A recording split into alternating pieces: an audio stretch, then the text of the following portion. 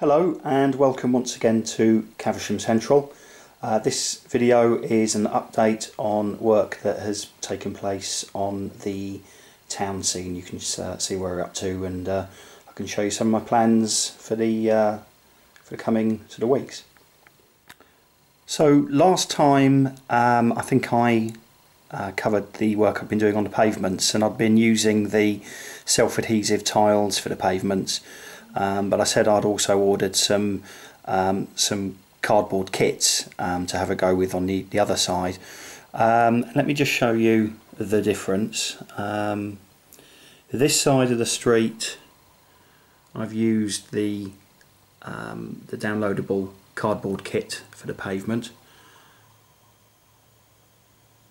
and I've got to say I'm actually very happy with that. I think it looks good.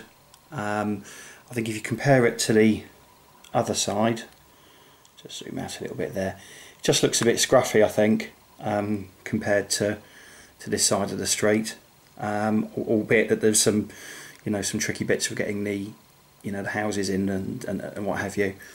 What do you think anyway? I think that the cardboard kit is better.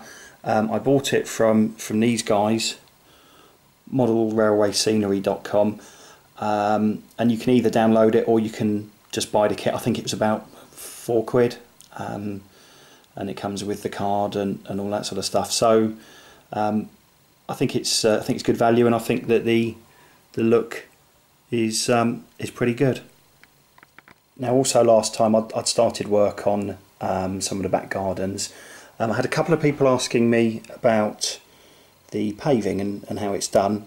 Really straightforward. I mean, it's just the Wills. I think it's Wills Scenics.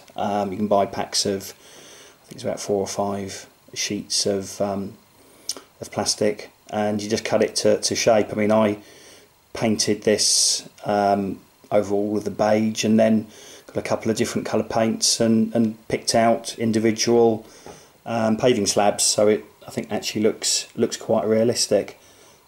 Same on this one, but obviously a different design, and just used a grey paint with a sort of black wash. So very easy to do.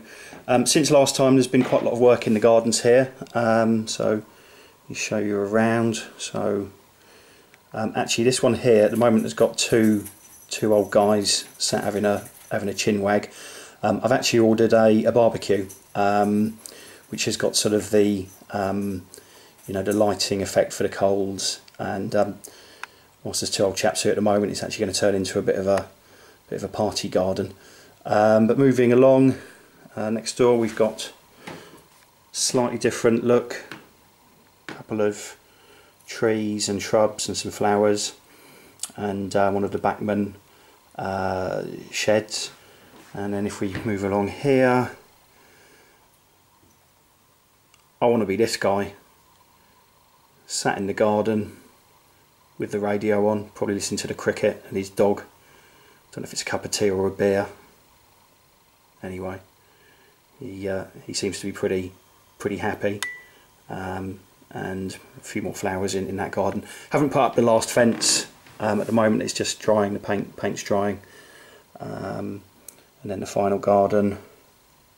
Made use of an old building from the original Caversham Central, and then we've got, hopefully you can see, some kids there washing the dog, and another dog getting ready for his turn. Lucky fella. So that's the gardens. Let me know what you think. I'm actually, I've got to say, I'm pretty chuffed with how they look. I think I managed to catch the look of these sort of suburban back gardens quite nicely. I've tried not to put loads and loads of people in there, because obviously not everyone spends all their time in the garden, but I'm pretty happy with that look. Now if we come up the other end of the street, I've put in some shops and restaurants actually, and these are all from the Hornby Scaledale range. A couple I've had kicking around for a while, and a couple I bought especially. On the corner I've gone with, I think it's the 3 Barrels wine bar which is a new release from Scaledale, and I think that's a really good fit. It just nicely fits in the corner of the street there, and yeah, I think it actually looks very good. I've put in a bus stop. There we go. We've got an old lady waiting for the bus, which is just coming in. And then at the back. Now, I'm not going to say that all Royal Mail employees would park on double yellow lines, but this one is. I'm sure it's the exception rather than the rule. Apologies if you work for Royal Mail. So that's that end of the street. Now, behind the buildings, I've actually put in this Headingley Insurance Services building, which again is another Scaledale product. I've graffitied it up with the transfers that you can buy online, and also from modelrailwayscenery.com I bought the advertising hoarding. I'll be honest, I messed it up a bit. Hopefully I've got away with it, but yeah, typical bloke really. We tend not to read the instructions, do we, guys?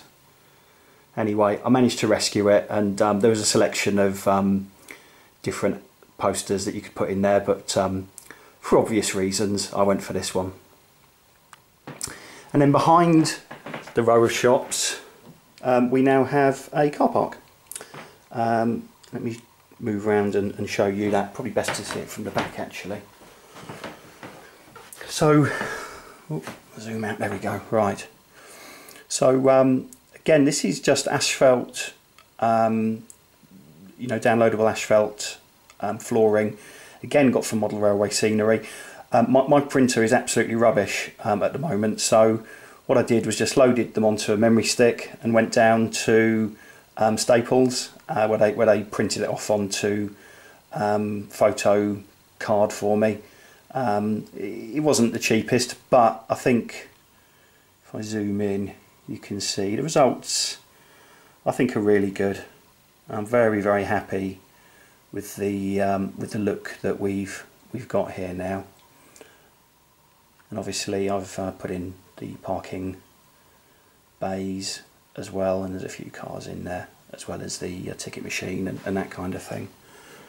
And just turning around, you can see the back of these houses is yet to be completed.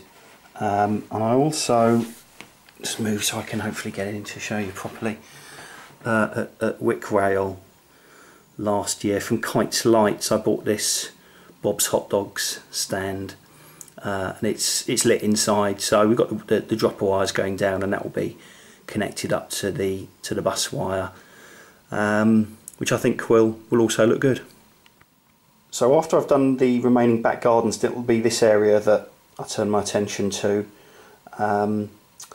And I've got one of the, again, Scaledale product. It's the sort of tyre and exhaust centre, which I'm going to pop in here. And I don't know, I might put something, you know, just next to it as well. We'll see. Or I might just leave a bit of space. Not quite sure what I'm going to do just yet.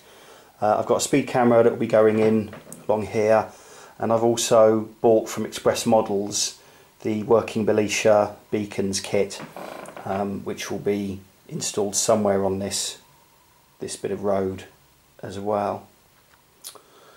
So plenty of work been done, and as I say, if I say so myself, I'm actually pretty pleased with how this is all coming on.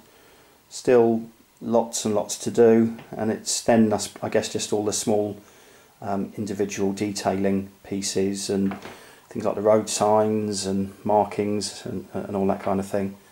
The idea is from here there'll be bridges going over the train line onto the other side of the layout as well. So there'll be a couple of bridge points, one there and one just here as well. So lots and lots to do. I hope you like what you've seen. As always, I'd encourage your comments, and If you haven't subscribed, then please do so. Thanks very much for checking in, and I'll aim to have another video up, you know, over the course of the coming week or so. Thanks a lot, guys.